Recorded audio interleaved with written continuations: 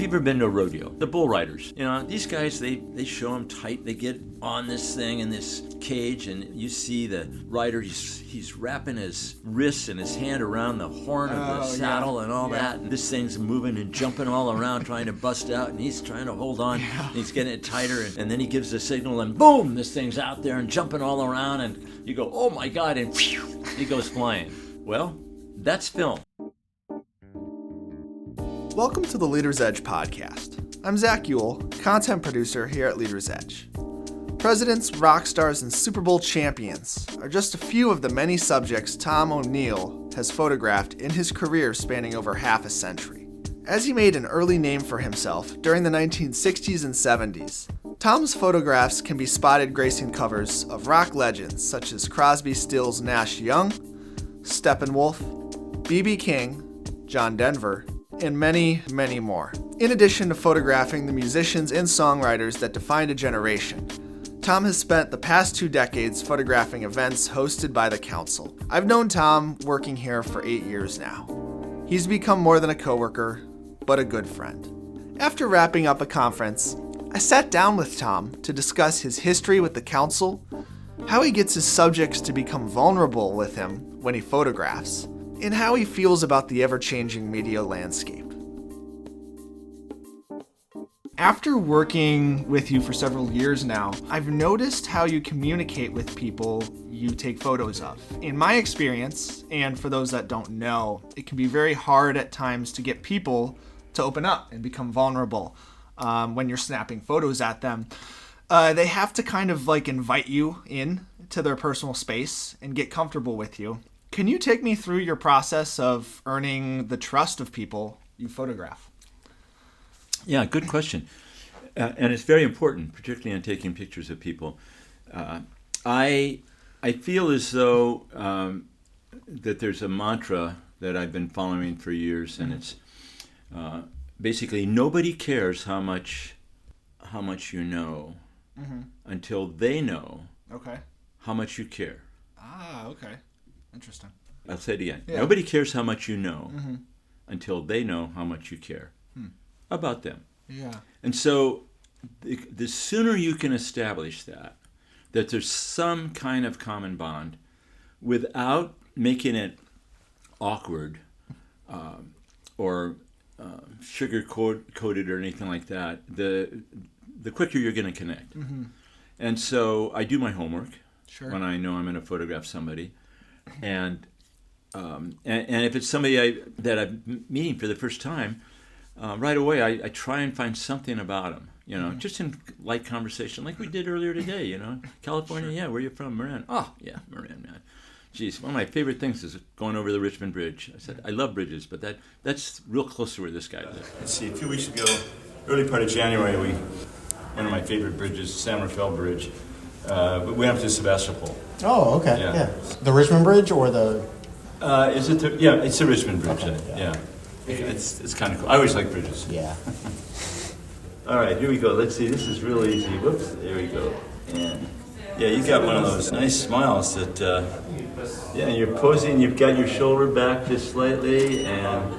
So immediately he knew I was in his neighborhood. Sure. Okay, so there's something that he heard that's part of my world, that kind of thing. You're looking good. Thank you. You've done this for GQ, right? Hey, I'm just full of bullshit. That's okay, but you know what? I get good pictures that way. Look at this guy right there. What's that? That little thing there, I'll smooth that out. Otherwise, do you like the smile and all that? Yeah, looks good. And that's your good side?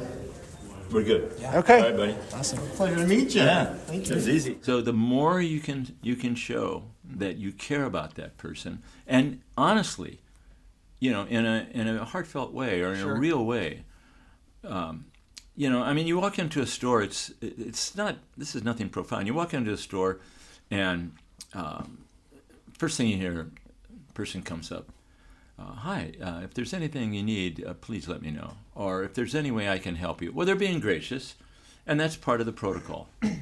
But people will come, so you come in and you're, I'm with my wife and I want to look at things. Sure. Just the two of us, and then all of a sudden you get, where are you from? we're from California. Oh, really? God, I love California. Yeah, I went there with my wife. Okay, now I'm listening to his story, and I wanna look at this display of jewelry, of these earrings that my wife is just in. I don't want to hear about his story about California.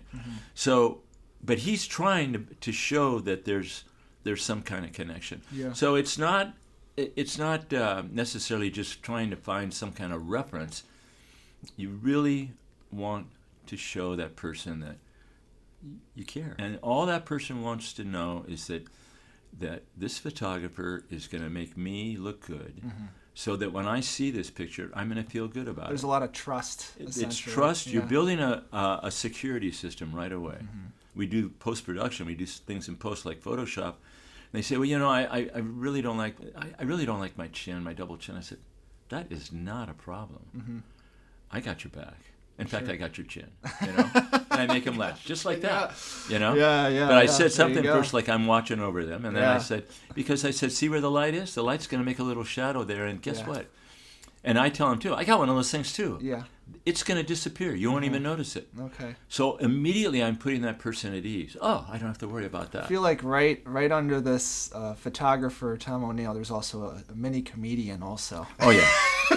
That you like to bring out, essentially. That helps you fortify your security system. Who's the worst person you have ever taken photos of, and what did you learn from that experience? Well, years ago, when I was photographing, one of the first rock groups I photographed was the Byrds, and I had to do a series of individual shots of each one of them. And Roger McGuinn was one of the key players, along with David Crosby. They had a number of hits, and anyway, in the photo session, I didn't have a clue. I certainly didn't go by that. Nobody cares, Sure. What you know, and because I let him know, and I was more or less trying to entertain him, and he just got bored right away, and he says, "Can we speed this up a little bit?" Oh. And I never really connected. I knew the good photographer, once they're doing it for a long time, when you're getting the shot. Yeah. And even then, that early on, I knew this is not going well. And so that was very, very early on. And what I learned from that is, you can't fool around. Yeah. You got to get down to business. People want to be photographed, and if there's a way to get them to relax, you got to make it happen. You make it happen soon. And what I told you earlier, that kind of goes along with that. And the fact that I was able to eventually really, really fine tune that, it's really been an asset to the way I photograph people. Sure. Now there was another guy that at the peak of his career, Jerry Seinfeld had just left his series. The show was finally over. He had this incredible run, one of the most popular comedians and people on TV. Seinfeld show was just immensely popular. Love it. Yeah. And he's a big car guy, particularly with Porsche. And I was shooting for Pebble Beach of the Concours d'Elegance. This is a number of years ago, and the CEO of the company said, go find Jerry Seinfeld when he shows up and kind of show him around and invite him to invite him to his special VIP luncheon. Okay. As a special guest. Sure. And make him feel really good about it and all that. So when he arrived, I greeted him and all that, and he was with his girlfriend, and we started walking around, and he's going out, and he's just looking out at the 18th hole, and I see the CEO at the time, John Chadwell, a wonderful guy, and I see him. I said, "There's Mr. Chadwell down there. Why don't you come down and meet him? He's the CEO, the president. I think he'd like to invite you to his VIP luncheon." He goes, "Oh, really? Oh, okay. All right, I'll come down." So he's walking up, and I introduce. I say, "John Chadwell, this is Jerry Seinfeld." John sticks his hand out. And he says, "Yeah, I'd like to invite you to my luncheon today out here overlooking the 18th hole." Yeah. And Jerry goes, "Oh yeah. I hear you have great egg salad." And John looked at him and his head tilted, and I looked at Jerry and my head tilted, and I go, well, that was awkward. I guess comedians have to be on all the time, you know? Yeah. So, well, there was no laugh track, so. No, that's right.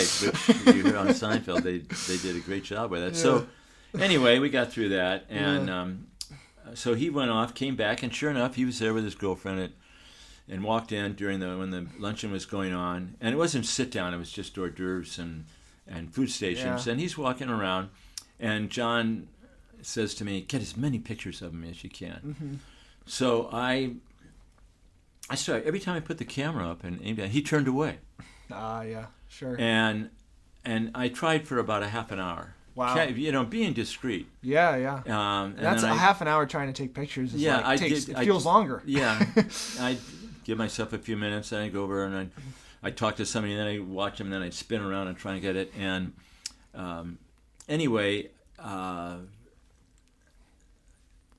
I felt too awkward to go over and say, "What's wrong? Why you don't want to be photographed?" Yeah. I mean, everybody does. That's an event, and there's never anybody that turns away. And there are celebrities there, and they're used to it. Yeah. So later on, I saw him, and he was passing up in the lobby, and I knew that he had the very first Porsche produced and the last Porsche of 911s, I think, and they were on the field of probably maybe 200 cars covering the entire 18th fairway. It's a big deal. And it's huge crowds. Yeah. And I remember Jay Leno had gone down earlier in the day, and people were swarming all around him. Yeah. Because he wanted to see one of his cars. Sure. So I thought, well, maybe I just wondered if he was able to get down and see his cars. Yeah. What I was really saying, were you able to get through all the crowds and people taking pictures of you all that, and still get a chance to really look at your cars? Because I've seen that before when a celebrity has one of their cars on show there. The judges will be around them, and they're looking, and there's kind of a crowd. Well, sure, it's a good photo op. Yeah, and it's good. Yeah. People with their cell phones, they're taking pictures. So anyway, I mean, it's long and drawn out, but essentially that's what I was trying to convey. Yeah. So I simply said, "Hey, Jerry, do you see your cars?" And he turns around and he looks at me with this big frown on his face. He said, "Why did you ask that question?" And I went, "Well, I was just wondering if you..." And he says, "That is the stupidest question I have ever heard." Huh. And I looked back at him, and his girlfriend standing there kind of feeling very awkward. Yeah. And there's people walking by in the lobby, and I was pretty flabbergasted at that. Yeah. So I responded by saying, when he said, "That's the stupidest question," and I went, and I just meekly said, "Well, I guess it is." And he goes, "Duh," and walked away. What I should have thought about is that the guy is just being bombarded by the world. Sure. And he was literally that year came out, he was the highest paid entertainer. Yeah. Everybody wants a piece of him. Yeah. Yeah. Certainly in America, maybe worldwide, who knows? But I was hurt. Yeah. And here was a show that I just loved. So I stopped watching it for a while. Anyway, point of the story is maybe 6-7 years later, I'm doing a shoot in Beverly Hills at one of the incredible car garages there, and all these exotic Ferraris, Maseratis, fantastic collection.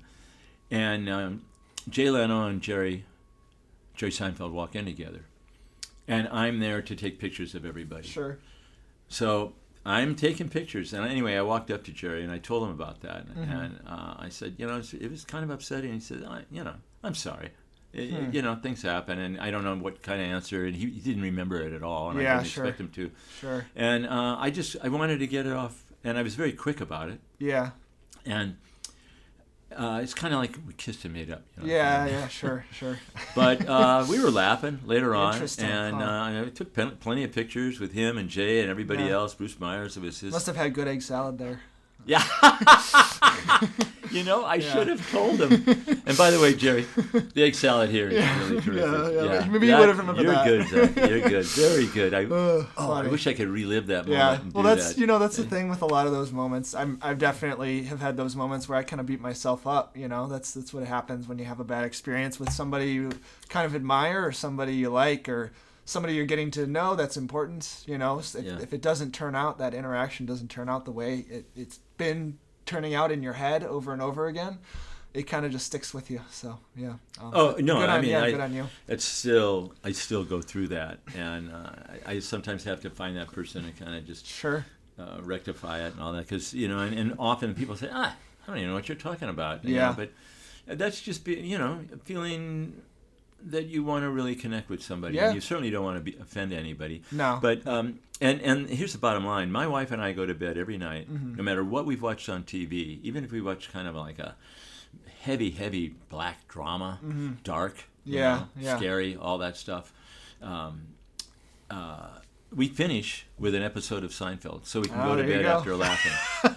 So you've taken photos of many people. It comes with the territory of having such a rich career. However, what also comes with that territory is that you've taken a lot of photos of or pictures of people who have passed away, like David Crosby, Jim Croce, Jim Morrison, Jimi Hendrix, to name a few. My question is this. Once a person passes away, who you photographed, does the photo look different to you at all when you look back at it? Well, looking at David Crosby, because we have pictures together that are pretty recent, and I took a lot of pictures, and he was at the core of the beginning of my rock and roll career. He's one of the first people I met, and we stayed friends that entire time. Sure. And I mentioned he was in the Byrds, and then when he was on his own, he's the one that introduced me to Joni Mitchell. I met a lot of people through him: Eric Clapton, Peter Tork, the Monkees. The list goes on. But and then with Crosby, Stills, and Nash, that really kind of that was a huge part of my career, and it's become a part of my legacy. But and Crosby was just such an extraordinary, unique guy. Anyway, complicated, brilliant, colorful, very articulate, and with his narratives, just quite a guy. When he passed away, it was rough to deal with that, and it's too recent. So when I look at his pictures, I go, "Wow, he's gone. He's gone. I'm never going to be able to talk to him again." The others have just been so long. The fact that Jimi Hendrix and Janis and Jim Morrison, I photographed all three of them. They died all in the same time. Yeah, I do think about them and in the fact that had they lived, what would it have been like? Not only what would they have looked like, what would they have done with their careers, And, well, look what happened. Marilyn Monroe died a little bit older, not in her 20s, but, she was 33, 35, somewhere around there, mid-30s. That's young. That's real young. Yeah. And I've seen pictures where this is what she would look like if she had gotten older. Yeah, with AI and stuff. Yeah, they do that with everybody, John Lennon and all that. Yeah. But it's kind of strange. For the most part, it's just that, wow, I got to touch a part of their life and carry and do something in which their life is carried on. And that's about the way I think of it. But it's not, I don't go much deeper than that, with the exception of somebody like David Crosby, because he was in my life in many ways. Well, you photographed him also throughout his career. Yeah. Comparatively to Jim Morrison and some of the other 60s artists that kind of burned bright but burned out. Yeah. And exactly. Yeah. And if anything at all, this, and I just thought of this the other day. It's like Al Wilson, Canned Heat, Jerry Garcia, Grateful Dead. And these are guys that passed away quite a while ago, besides the ones I mentioned, the 3 J's, as they said. Yeah. But I'll look at them and they go, "Oh yeah, he died too. Oh yeah, he died too." Wow, and I sometimes think, "Gee, I wonder if I put them all in a group over there and say, oh, these guys they've all left us."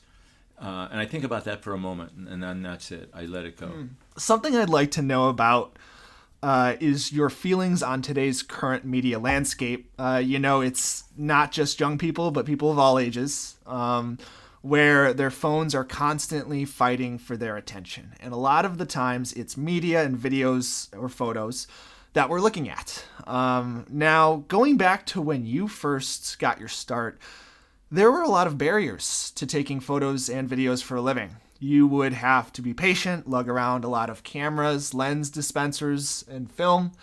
Not to mention all the time you would need to spend in the dark rooms, I'm assuming, to make sure your photos turned out right.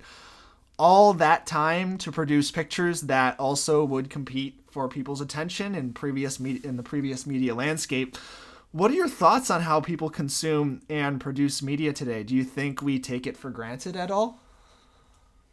Yeah, they don't have a clue. I was just talking to one of the people on the staff about that, of what it was like. And when the digital camera came out, and that was one thing, because you had the immediacy of it. You had the immediate referral, this immediate reference to the shot, and that's extremely helpful, particularly when you're shooting a job where I got to know if I got the shot. It's just a fantastic. It's much more than a convenience. Sure. It's just a real good production tool. Well, when they took that digital camera, and they linked it with the phone, that's when the world of photography changed. And at that time, what I did for a living became the world's hobby. Sure.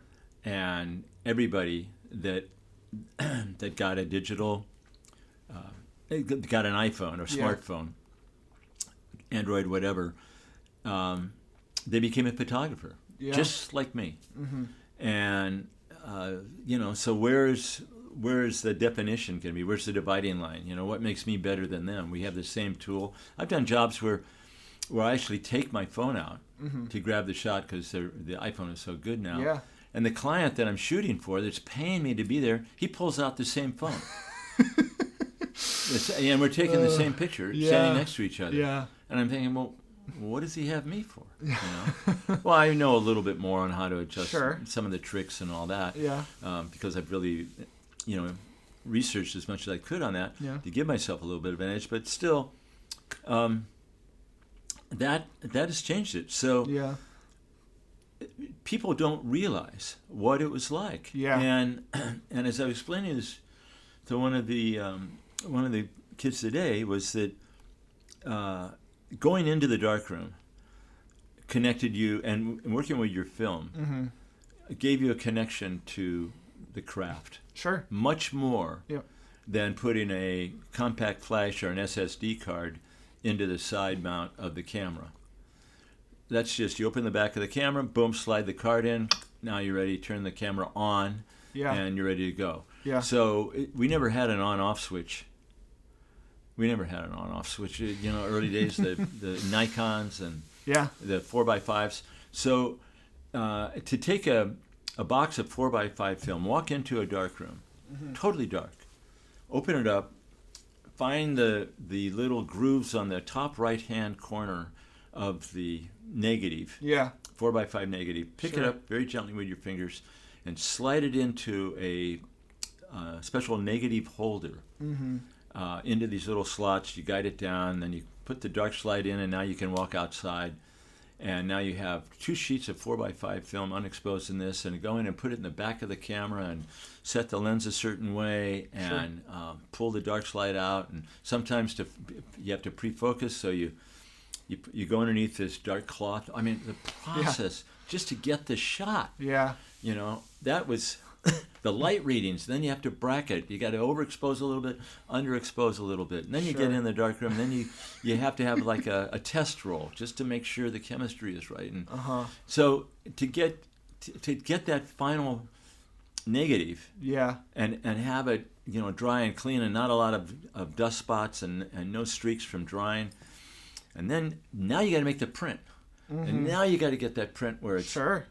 And not to mention, I mean, I only know this because I took a photography class in college where we were in the darkroom. You know, we learned how to essentially, after we were done shooting a roll, we would have to go in this closet and basically, like, just kind of play around with our fingers. No, you're doing it. I could tell by the way you're moving your hand. You're loading it onto the reel. Yeah, exactly. And there's a certain way to agitate it. Yeah. You know, I mean, it's a cooking class. Yeah, but I was gonna say, just like cooking, also like the money. Essentially around, you know, all that time and effort, like to pay for all the sheets of, like, you know, when you're in when your photo's coming out in the dark room. Didn't look right. Okay, now another sheet essentially. Yeah. Oh no, the cost. Yeah. You're there's a lot of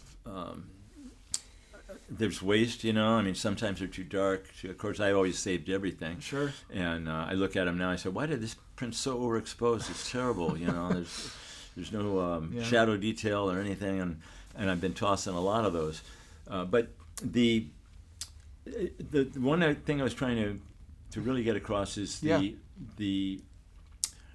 experience of experiencing it on a pure level is there's it's enrichment to that. It's tremendously rewarding in the sense that you really feel the art, you feel the craft, as opposed to picking up a digital camera and simply going click, taking that flash card out, put it into the slot in your computer, doing some post in Lightroom, Photoshop, whatever, saving it, and then sending it wirelessly. Yeah. Used to be, you know, you got to hotwire everything and wirelessly over to a printer. Yeah. And now you got this thing, and you're actually looking at it, holding it, but it's been zeros and ones up to that moment. Yeah, yeah. And, you know, the analog world was so much more of a personal experience. Sure. And it's truly, you know, you can compare it to painting where you have a canvas. You know, the artist that would go out and buy the 1x2 wood and put this frame together and then put some cross pieces and then take canvas and stretch it tight over this frame. And then put it up on an easel and put white gesso on it, and then start laying your colors out on a sheet or a board or something where you can mix the colors, and then take a certain brush that you've kind of really worked at finding, and then you start applying pigment on this canvas. That's so much work. Oh my God! Because I studied painting, you know, painting design major in college. So, but that's a pure form. Yeah. And today would. You know, you take that flash card or that compact flash card. Yeah. You give it to. You can go into CVS and give it to them, and they'll put a machine and they make this print for you. They're not very good, but they can. That's very true. Yeah. Too. So that's not the pure art. It's the hybrid art. Sure. You know, and it's like another way I look at it. Really clear. I was saying this the other day. Imagine. If you've ever been to a rodeo, or you've seen it on TV every once in a while. Sure. The bull riders. Yeah. You know, these guys, they show them tight. They get on this thing in this cage, and you see the rider, he's wrapping as tight as he can his wrists and his hand around the horn of the saddle and all that. And this thing's moving and jumping all around trying to bust out, and he's trying to hold on. And he's getting it tighter, and then he gives the signal, and boom, this thing's out there and jumping all around, and you go, oh my God, and he goes flying. Well, that's film. You feel it, okay? And you started from the very beginning. That night, that bull rider goes to a bar. He sees a mechanical bull. Sure. He downs a couple of shots of tequila, walks over there, tells the guy, he said, okay, give it to me.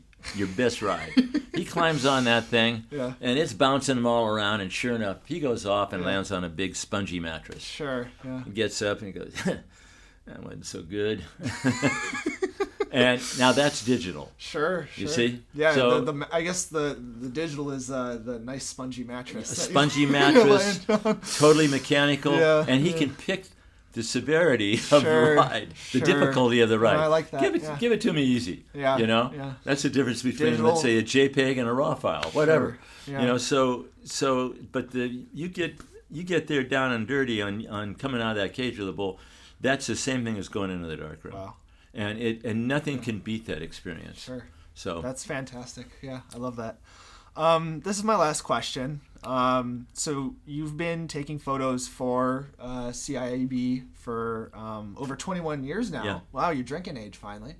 Yeah. Yeah. Do you have any funny stories or people that come to mind when reflecting on capturing our events? There's been a few. However, there was one time that was funny. Yeah. And it turned out to be a unique situation. But it was, again, years ago, and George Bush was speaking. Okay. I didn't know who I was going to meet at all, Yeah. And so I had to, I always wear a nice suit and everything. Yeah. But I go in and it was a big deal. So I'd gone in maybe 2 hours before, 6 o'clock in the morning. Photo shoot was at 8. And I went in there with an assistant, and we set everything up, backdrop, the lights. And this is when everything was a lot of cables, and you had to tape everything down to the floor and all that. And I had a backup ready to go in case something failed. Sure. So we really had it dialed in.